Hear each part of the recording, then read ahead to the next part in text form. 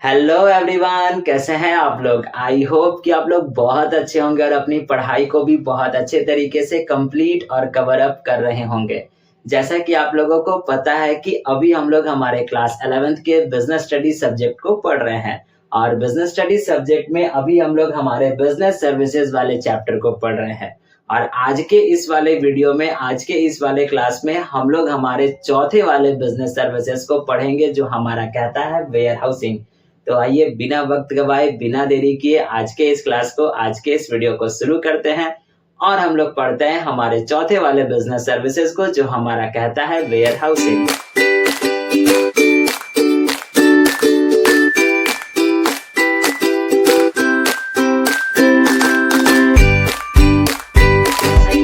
आपको बताया कि आज के इस क्लास में हम लोग हमारे चौथे वाले बिजनेस सर्विसेज को पढ़ेंगे, जो हमारा कहता है वेयर हाउसिंग। तो आइए समझते हैं कि आखिरकार वेयर हाउसिंग होता क्या है, इसका मतलब क्या है। तो मैंने आपके बोर्ड पर वेयर हाउसिंग का डेफिनेशन लिखा है, तो डेफिनेशन को पढ़ेंगे।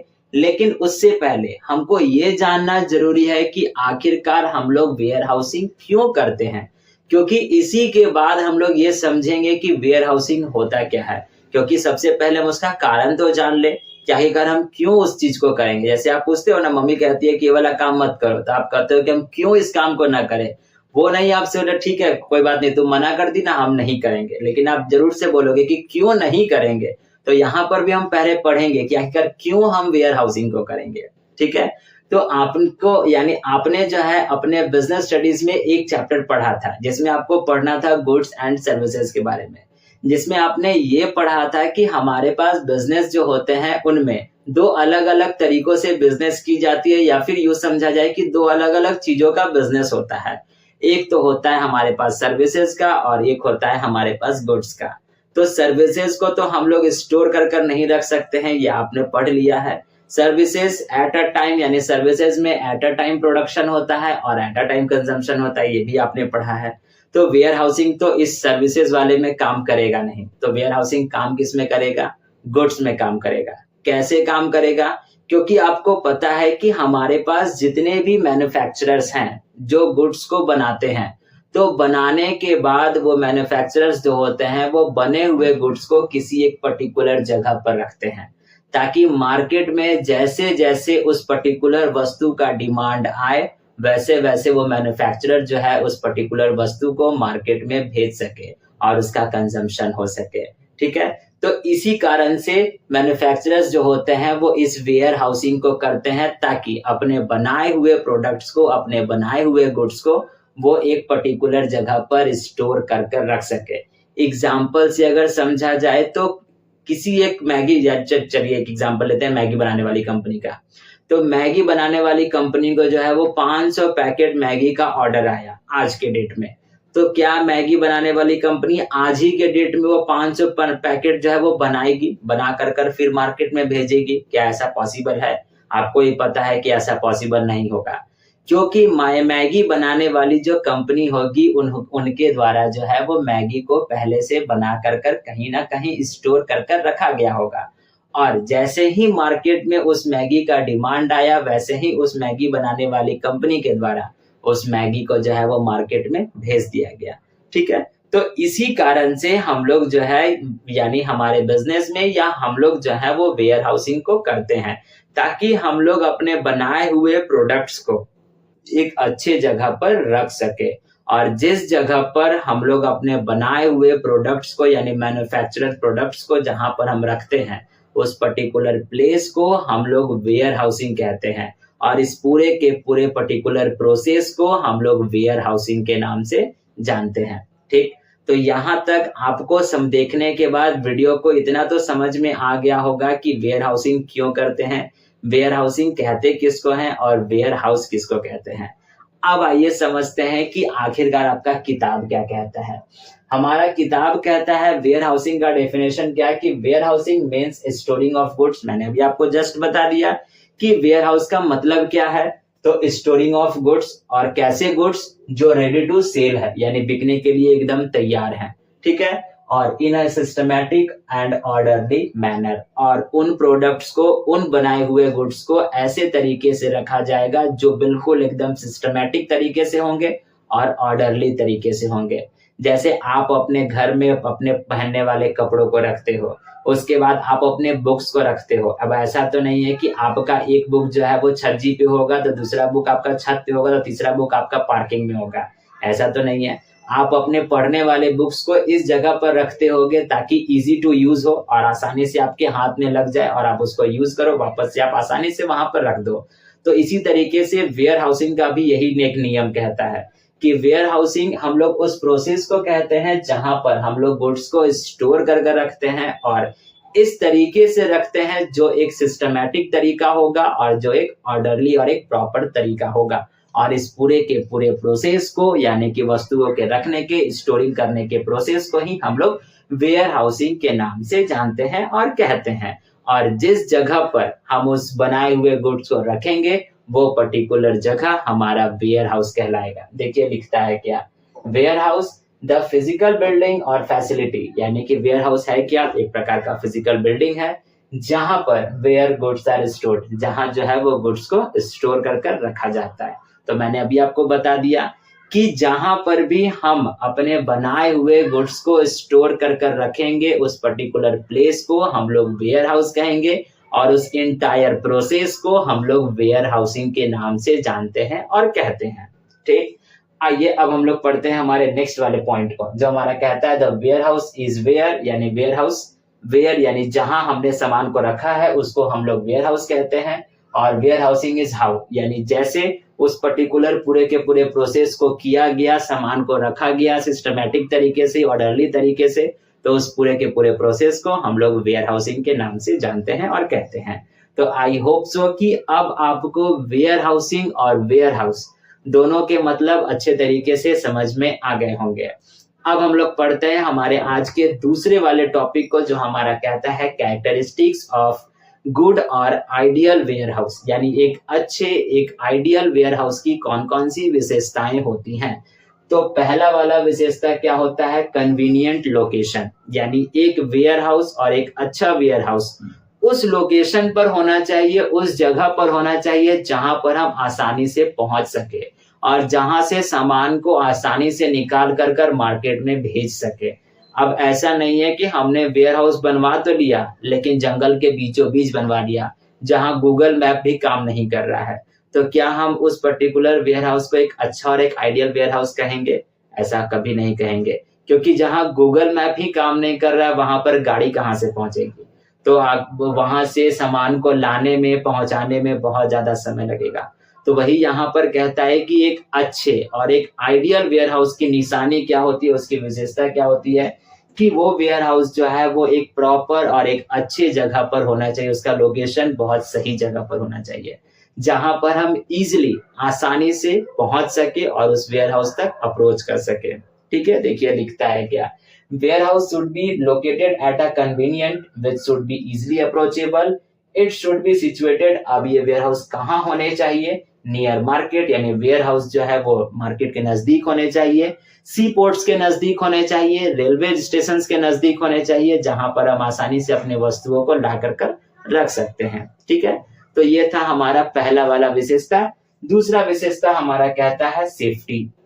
अब आपसे हम एक क्वेश्चन पूछते हैं कि हम अपने प्रोडक्ट्स को वेयर हाउस में ही क्यों रखेंगे, खुले आसमान के नीचे भी तो रख सकते हैं। वेयर हाउस में रखने का इतना झंझट, इतना झमेला क्यों पालना, बेफालतू का उसको पैसा भी देना होगा। आखिरकार रेंट के तौर पे तो पैसा तो देंगे, मेरे ताया जी का तो है नहीं कि वो फ्री में रखने के लिए देगा, तो हम इतना क्यों झमेला पालेंगे, वेयर हाउस खोजेंगे, वहां रखेंगे। तो सबसे बड़ा क्वेश्चन आता है सेफ्टी का, क्योंकि मैंने उस सामान को बनाने में पैसा लगाया है। अब जब पैसा लगाया है और उसको जब हम अपने छत के नीचे रखेंगे या खुले आसमान के नीचे रखेंगे तो वो प्रोडक्ट तो खराब हो जाएगा। तो आखिरकार एक अच्छा वेयर हाउस तभी एक अच्छा वेयर हाउस कहलाएगा जहां पर हमारा जो प्रोडक्ट है, जहां पर हमारा गुड्स जो है वो सेफ हो, अच्छे तरीके से रह जाए, जहां पर आग लगने का खतरा ना हो, वाटर लीकेज ना हो, अलग अलग प्रकार के जानवरों से, कीड़े मकोड़े से वो बच सके। तो दूसरा विशेषता एक अच्छे वेयर हाउस का यही कहता है कि हमारे गुड्स जो है वो सेफ होने चाहिए। वही वाला पॉइंट यहाँ पर लिखता है सेफ्टी। तीसरा तीसरा विशेषता हमारा कहता है एक अच्छे वेयर हाउस का क्या कि प्रॉपर सुपरविजन, यानी एक अच्छे वेयर हाउस को तभी अच्छा वेयर हाउस कहलाया जाएगा या कहा जाएगा जब वो पर्टिकुलर वेयर हाउस का मेंटेनेंस टाइम टू टाइम हो। यानी ऐसा नहीं है कि एक बार बन गया दोबारा उस पर हम ध्यान ही नहीं दे रहे हैं, दोबारा पेंट हो रहा है नहीं हो रहा है, कहीं दीमक लग रही है, कहीं पर झोल यानी कि स्पाइडर का जो छत्ता जो बोलते हैं वो झोल जिसको हम लोग अपने लोकल लैंग्वेज में बोलते हैं वो लटक रहा है, उसके बाद टीन शेड कवर रहा है, तो ऐसा नहीं होना चाहिए। यानी कि उस पर्टिकुलर वेयर हाउस का प्रॉपर तरीके से सुपरविजन होना चाहिए, मेंटेनेंस होना चाहिए, ताकि किसी प्रकार का कोई खतरा भविष्य में हमारे प्रोडक्ट के साथ ना हो। तो ये था हमारा तीसरा विशेषता। चौथा विशेषता हमारा कहता है इकोनॉमी, जिसको हम लोग पॉकेट फ्रेंडली भी कहते हैं। यानी एक अच्छा वेयर हाउस तभी अच्छा वेयर हाउस कहलाएगा जो हमारे लिए पॉकेट फ्रेंडली होगा, जो हमारे बजट में आएगा, जहां पर हम अपने सामान को गुड्स को अच्छे तरीके से रख पाएंगे और ज्यादा अमाउंट में रख पाएंगे और उस पर आने वाला खर्च जो होगा वो कम होगा। देखिए लिखता है इकोनॉमी का, it should be constructed in a manner as to allow maximum of goods. यानी इस तरीके से हमको एक अच्छे वेयर हाउस को बनाना चाहिए, एक वेयर हाउस को बनाना चाहिए जहां पर हम मैक्सिमम अमाउंट में गुड्स को रख पाएंगे और मिनिमम एक्सपेंसेस पे रख पाएंगे। तो ये होता है एक चौथा विशेषता एक अच्छे वेयर हाउस का। अब हम लोग बढ़ते हैं हमारे पांचवे वाले विशेषता की ओर, जो हमारा कहता है नियरनेस टू ट्रांसपोर्ट। एक वेयर हाउस उस जगह पर होना चाहिए जहां पर ट्रांसपोर्ट आसानी से पहुंच सके, जहां पर हमारा व्हीकल आसानी से पहुंच सके। चलिए हमने जो है एक वेयर हाउस ले लिया, मान लेते हैं वेयर हाउस लिया और वो मार्केट के नजदीक भी मैंने ले लिया, क्योंकि मैंने यहाँ पर बताया था आपको मार्केट के नजदीक लेना है। मैंने मार्केट के नजदीक एक वेयर हाउस ले लिया, लेकिन वो वेयर हाउस जो है वो गली के अंदर है जहां पर बड़े बड़े गाड़ी आसानी से नहीं पहुंच पाएंगे, यानी एक ऐसे गली के अंदर है जहां पर बस केवल एक साइकिल ही जा सकता है। तो क्या उस वेयर हाउस को हम एक अच्छा वेयर हाउस कहेंगे? उस वेयर हाउस को हम लोग अच्छा वेयर हाउस नहीं कहेंगे, क्योंकि वहां पर ट्रांसपोर्टेशन फैसिलिटीज जो है वो सही ढंग से अवेलेबल नहीं हो पाएगी। तो एक अच्छे वेयर हाउस को तभी अच्छा वेयर हाउस कहलाएगा जहां पर एक अच्छे तरीके का ट्रांसपोर्टेशन फैसिलिटी वहां पर अवेलेबल होगा, वहां पर हर एक प्रकार की गाड़ियां चाहे बड़ी हो चाहे छोटी हो आसानी से पहुंच जाए। अब हम वेयर हाउस ले लिए और माथे पर रख कर सामान को ढो रहे हैं, तो क्या फायदा वैसे वेयर हाउस का? वैसे वेयर हाउस का कोई फायदा नहीं। वेयर हाउस वैसा होना चाहिए जहां पर ट्रक आसानी से लग जाए, गाड़ियां आसानी से लग जाए और सामान को लोड करे और फिर एक जगह से दूसरी जगह पर उसको भेज सके। तो एक अच्छे वेयर हाउस की ये भी निशानी होती है। छठा वाला वेयर हाउस हमारे पास कहता है स्पेशियस, यानी बहुत बड़ा होना चाहिए। अब एक मुर्गी के दरबा की तरह नहीं कि बस घुसते के साथ यानी कि शुरू होते ही खत्म हो जाए, तो उसको हम लोग वेयर हाउस नहीं कहेंगे, उसको फिर कुछ और नाम दे देना चाहिए। तो एक अच्छे वेयर हाउस की निशानी ये भी होगी कि उस यानी कि उस वेयर हाउस में स्पेस यानी उसमें बहुत ज्यादा जगह हो, ताकि आराम से आसानी से हम अपने सामान को हम अपने प्रोडक्ट्स को रख सके बिना किसी परेशानी के, बिना किसी टेंशन के और बिना किसी मिक्सअप के।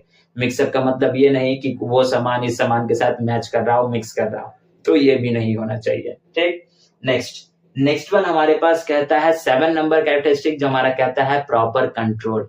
प्रॉपर कंट्रोल का मतलब क्या है कि एक वेयर हाउस में कंट्रोल भी जो है वो बहुत प्रॉपर तरीके से होनी चाहिए। प्रॉपर तरीके का मतलब क्या है कि अदर यानी बाहरी व्यक्ति को उसमें एंट्री ना मिले, उस पूरे के पूरे कैंपस का या उस पूरे के पूरे पर्टिकुलर वेयर हाउस जो है वो सीसीटीवी के अंडर में हो, एक पर्टिकुलर गार्ड वहां पर बैठे और अनरिस्ट्रिक्टेड या अनऑथोराइज्ड जो भी पर्सन होंगे उनको एंट्री नहीं मिलेगी, चोरों से वो बचा कर रखे हमारे वस्तु को।